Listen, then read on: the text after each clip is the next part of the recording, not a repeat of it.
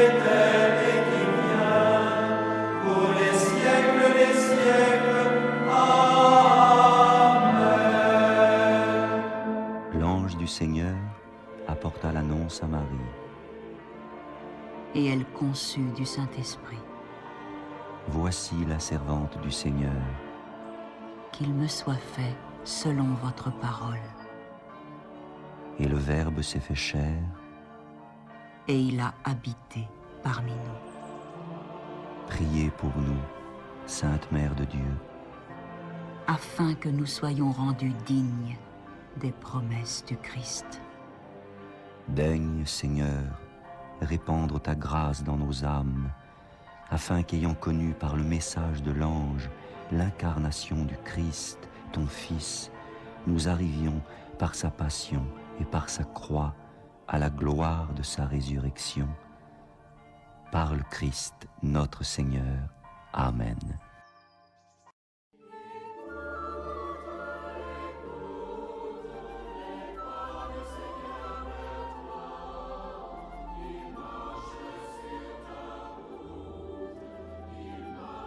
Seigneur, dans le silence de ce jour naissant, je viens te demander la paix, la sagesse, la force. Je veux regarder aujourd'hui le monde avec des yeux tout remplis d'amour, être patient, compréhensif, doux et sage, voir au-delà des apparences tes enfants, comme tu les vois toi-même, et ainsi ne voir que le bien en chacun. Ferme mes oreilles à toute calomnie. Garde ma langue de toute malveillance. Que seules les pensées qui bénissent demeurent en mon esprit. Que je sois si bienveillant et si joyeux que tous ceux qui m'approchent sentent ta présence. Revêt-moi de ta beauté, Seigneur, pour qu'au long de ce jour, je te révèle. Amen.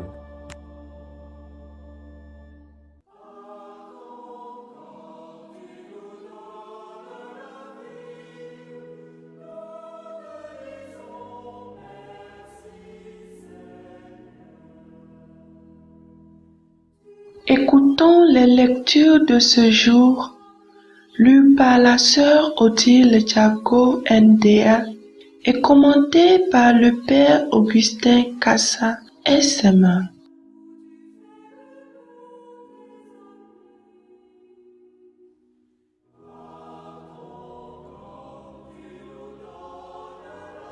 Première lecture. Lecture tirée du livre du Deutéronome. Chapitre 8, versets 2 à 3, 14 à 16. Moïse disait au peuple d'Israël: Souviens-toi de la longue marche que tu as faite pendant 40 années dans le désert.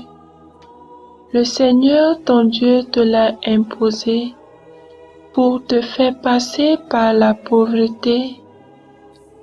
Il voulait t'éprouver et savoir ce que tu as dans le cœur. Allais-tu garder ses commandements, oui ou non?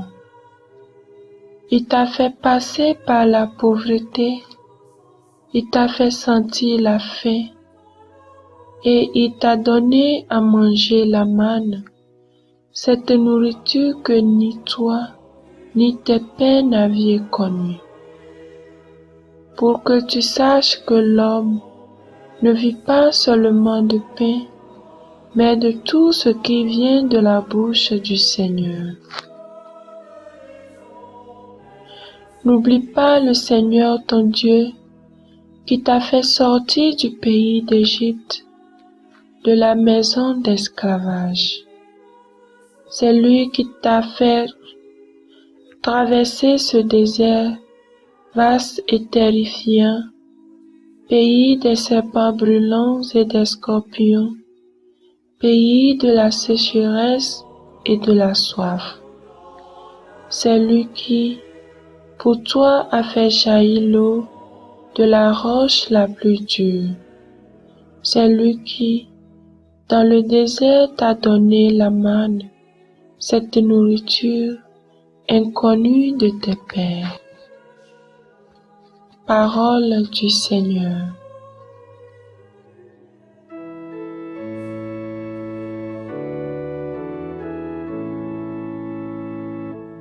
Glorifie le Seigneur, Jérusalem. Glorifie le Seigneur, Jérusalem. Célèbre ton Dieu ô Sion. Il a consolidé les barres de tes portes. Dans tes murs, il a béni tes enfants. Il fait régner la paix à tes frontières, et d'un pain de froment te rassasie.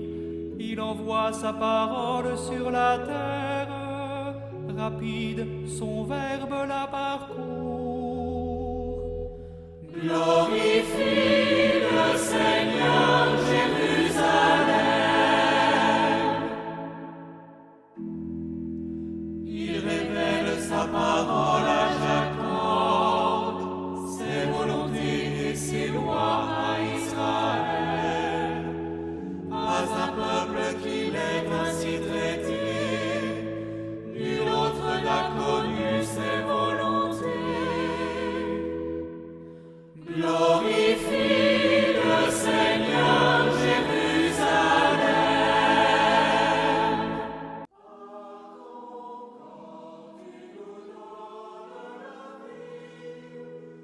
Deuxième lecture.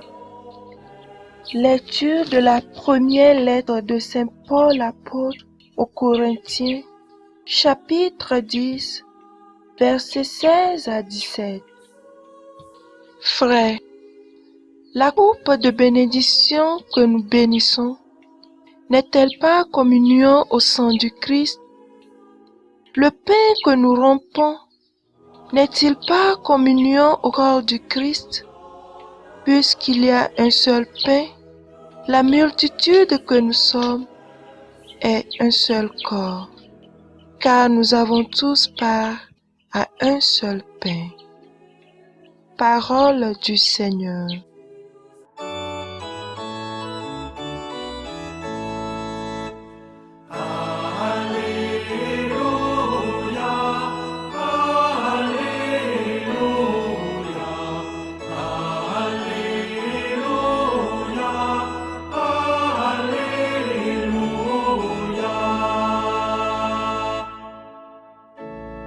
Moi, je suis le pain vivant qui est descendu du ciel, dit le Seigneur. Si quelqu'un mange de ce pain, il vivra éternellement. Alléluia, Alléluia, Alléluia, Alléluia.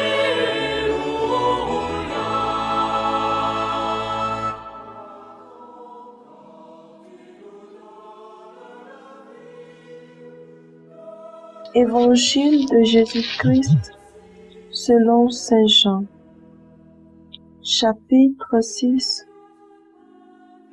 versets 51 à 58. En ce temps-là, Jésus disait aux foules des Juifs, « Moi je suis le pain vivant qui est descendu du ciel. Si quelqu'un mange de ce pain, il vivra éternellement. Le pain que je donnerai, c'est ma chair, donnée pour la vie du monde. » Les Juifs se querellaient entre eux. « Comment celui-là peut-il nous donner sa chair à manger? » Jésus leur dit alors, « Amen, Amen, je vous le dis. Si vous ne mangez pas la chair du Fils de l'homme, et si vous ne buvez pas son sang, vous n'avez pas la vie en vous. Celui qui mange ma chair et boit mon sang à la vie éternelle. Et moi, je le ressusciterai au dernier jour. En effet, ma chair est la vraie nourriture et mon sang est la vraie boisson. Celui qui mange ma chair et boit mon sang demeure en moi, et moi, je demeure en lui. De même que le Père qui est vivant m'a envoyé, et que moi je vis par le Père, de même celui qui mange, lui aussi vivra pour moi. Tel est le pain qui est descendu du ciel. Il n'est pas comme celui que les pères ont mangé. Eux, ils sont morts. Celui qui mange ce pain vivra éternellement. Acclamons la parole de Dieu.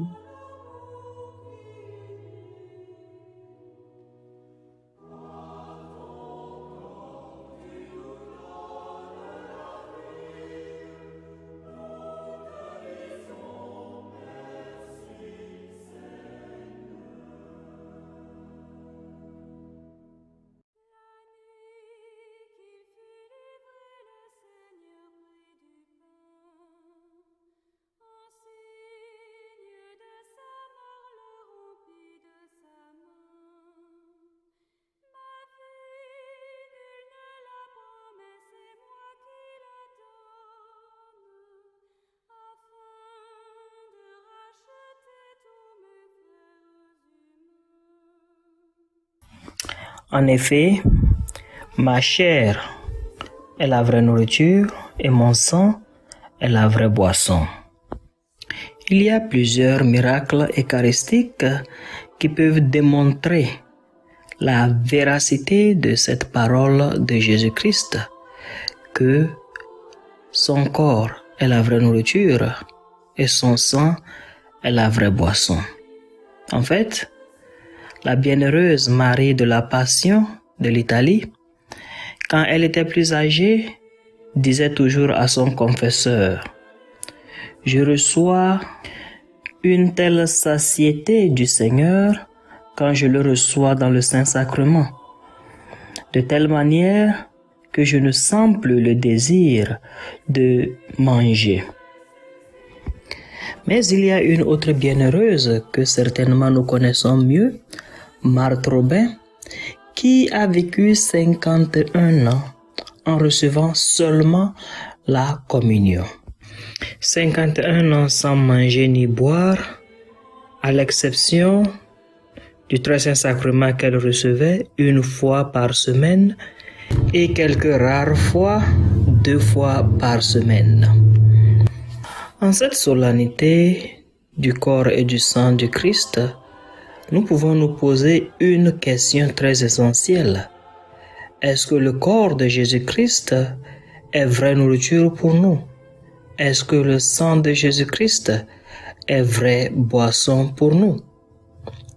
J'ai rencontré des communautés où, quand on est en train de discuter de l'heure de la messe, les gens disent: « Mon père, nous voulons notre messe tôt parce qu'immédiatement après la messe, nous allons pour le petit déjeuner au restaurant. » Ou encore: « Mon père, non, nous voulons notre messe du soir un peu plus tôt, 16 heures au plus grand tard, pour qu'après la messe, nous puissions aller au restaurant pour notre repas du soir. » Alors très souvent, quand ces discussions prennent place, je m'assois dans mon coin et je me pose la question: avons-nous vraiment compris que Jésus-Christ, présent dans la communion, est vraie nourriture pour nous?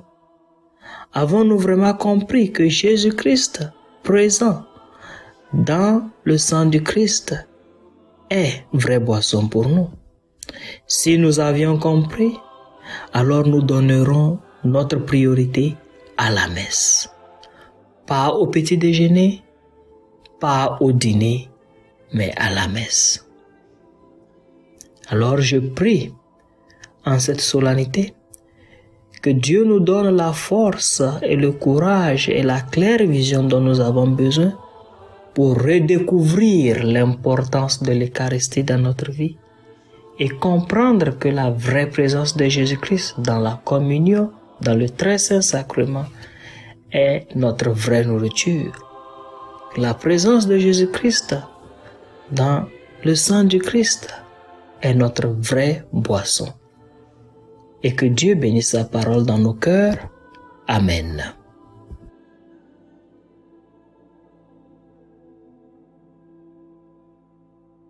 Le Seigneur soit avec vous et avec votre esprit. Que Dieu Tout-Puissant vous bénisse, le Père, le Fils et le Saint-Esprit. Amen.